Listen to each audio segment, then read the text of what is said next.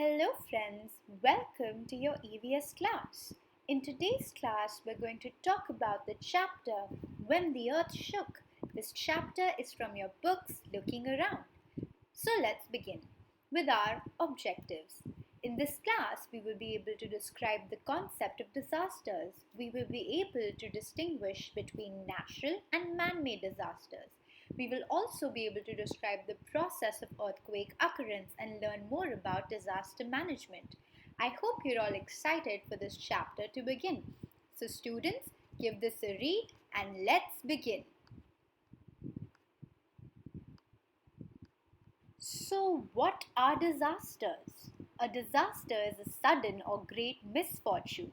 It is a turn of events so unfortunate that it is unexpected and has extremely disruptive consequences.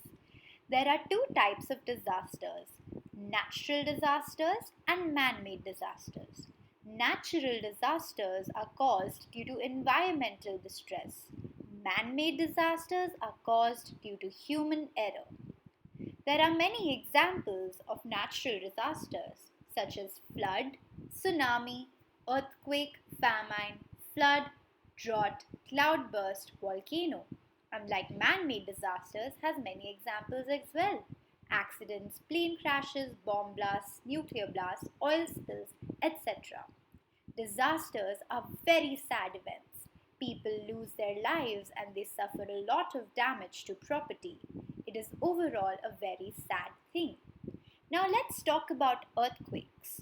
An earthquake is the sudden shaking of the ground caused by movements or vibrations deep inside the earth. When the ground shakes because of movements deep inside the earth, an earthquake occurs. As you can see in the video, there is a shaking that is occurring. There is also a collision that is occurring. We will talk more about this. But to begin with, now an earthquake has a focus point and an epicenter. The focus of an earthquake is basically the point of origin of an earthquake. It is the place where the earthquake has occurred. Now, this is exactly the place where the earthquake has occurred. Now, the point on the Earth's surface that lies directly above the focus is called its epicenter. That is, the focus is somewhere inside the Earth, but the epicenter is on the Earth's surface. जो focus होता है वो Earth के अंदर होता है, पर जो epicenter होता है वो Earth के surface पे होता है. So to recall, the point of origin of an earthquake is called the focus. It is the place where the earthquake has actually occurred, where the movement has actually occurred. The point directly above the focus that lies on the surface is epicenter. Now, did you all know that the earth has many layers? The earth is divided into three layers. The outermost layer is called the crust. The middle layer is called the mantle. The innermost layer is called the core.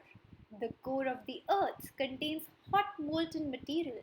It is extremely unstable and is thus capable of causing movements that travel to the crust that make the land masses move. So the core is extremely hot and molten.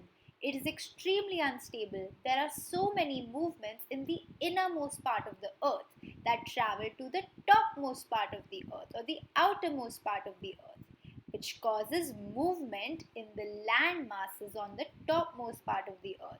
So the moving land masses or tectonic plates sometimes collide with each other.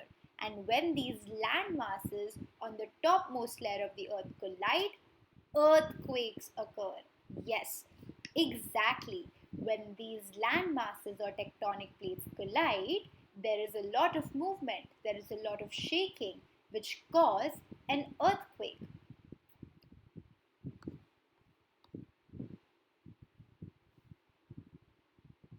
Read the following to understand the concept of the process of earthquakes a little more. Now, we know that earthquakes can either be very, very strong or they can be very, very light. They can be very, very severe or very, very mild. But what tells us if an earthquake is mild or severe? An instrument called the seismograph, as you can see in the video, is what determines the intensity of an earthquake. This is an instrument that tells us if an earthquake is very strong or very light. The effects of an earthquake can also be seen very easily. There can be severe loss of life and property. There can be destruction of property like buildings collapse, bridges break down, houses are destroyed in a matter of minutes. Infrastructure is damaged. Roads, dams, railways, all are damaged severely in the event of an earthquake. The most important thing is that there is loss of human life. People die because of earthquakes. Earthquakes are also a very common occurrence in the Himalayan region of India. So, the Himalayan region in the north of India suffers through a lot of earthquakes and thus has to always be prepared for this natural disaster. So, what do you think it would take to be prepared for an earthquake? Since it's so unexpected and sudden, there are not a lot of things we can do to prevent it. But can we do something to make sure we're safe during it? We must run out to an open space and exit the building. We should use the stairs, not the lift. If we are unable to exit the building, we must take refuge under a table. We must not enter a building after an earthquake. These are some tips for earthquake safety that you all must read and learn. It is very important to know these safety tips so that in the event of an earthquake, we can stay safe. So again, think about it. In the event of an earthquake, you cannot be trapped in a building. You should do everything you can to move to an open space. You should stay away from electric poles when you're outside. You should always use the stairs to exit and not the lift. If you're unable to exit the building, अगर आप building से बाहर नहीं निकल पाते, so you should take refuge under a table. You should sit under a table until the earthquake is over. And lastly, we should never ever go inside a building after an earthquake. So what have we learned today, class? We have learned what are disasters and types of disasters. We also learned a lot about earthquakes and how they are caused as well as measured. We learned the effects of an earthquake. And again, we also learned how to practice earthquake safety. So I hope you understood today's lesson, children, and I hope you will join me again for the next lesson.